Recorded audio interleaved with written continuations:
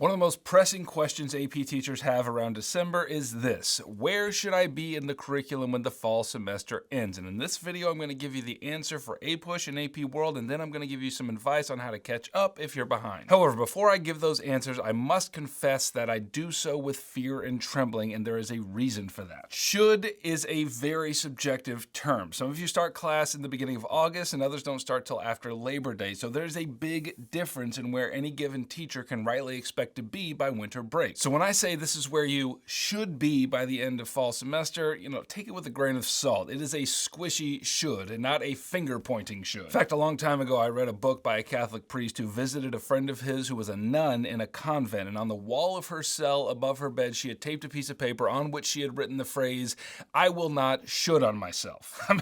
I want to meet that nun. Like, that's amazing. So I would like to hold her life motto over this whole discussion of where we should be at the end of the semester. Take it from the nun, don't should on yourself. But that being said, here's the general wisdom passed down through the ages of APUSH and AP World. In APUSH, we like to say that Lincoln should be dead by Christmas, which is to say a little over halfway through Unit 5. In AP World, we say that Europeans should be crossing the Atlantic by Christmas, which is to say a little over halfway through Unit 4. Now, even putting those benchmarks out there has a tendency to make you want to should on yourself, but remember, these are squishy shoulds. I hear it.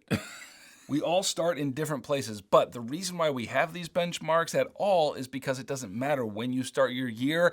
Everybody has to take the exam at the beginning of May. Now, if you're teaching APUSH and you're in Unit 4 by the end of the semester, that's fine. If you're teaching AP World, you're still in Unit 3, okay, that's fine. The worrisome situation is if you're ending the semester in Unit 2 or maybe just beginning Unit 3. And I'm not trying to stress anyone out here. Like, if that's where you are, you're feeling good, hey, great. I'm just saying what you already know. You're gonna have a lot of ground to cover in spring semester to get these kids ready for the exam. Okay, so now, if you feel like you're behind, then what should you do between now and the end of the semester? My advice is to focus hard on content. This could mean scrapping that great class activity that you had planned. It may mean you decide to put off all the writing and skills practice till next semester. Like, whatever it means in your context, I would just focus all the energy of the class on getting the content down. And I've done this before when I've been behind at this point in the year. Like, their classwork and their homework are not sexy during this period. Like, in class, I'm just lecturing, and at home, they're just reading or watching videos. And in that way, you can cover a lot of ground in a short amount of time. And just in case it's not obvious, you have permission to do that. I mean, wouldn't it be better to engage the students in some profound historical thinking exercise?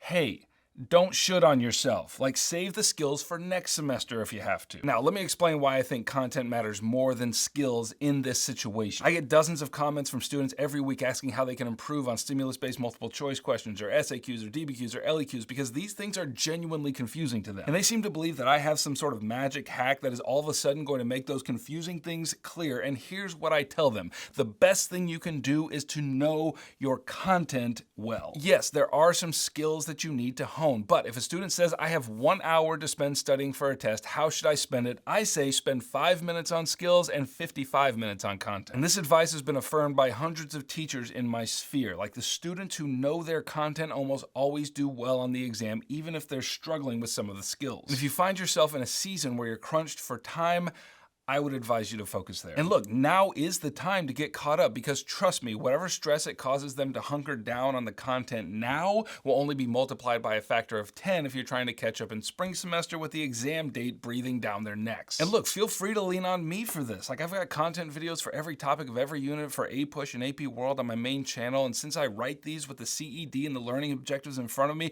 I'm only including the absolute essentials, and that is exactly what they need at this point. So if you feel like you're behind, fear not. You have permission to jettison all the fancy lesson plans for a couple weeks and hunker down on content. But just remember, in all of this, whatever you do not should on yourself. Okay, thanks for watching. If this helped and you want me to keep making these teacher videos for you, then you can let me know that by subscribing. Also, if you want to have a look at my teacher resources for APUSH and AP World, they are linked down in the description below. I'll catch you on the flip-flop. HEIMLER out.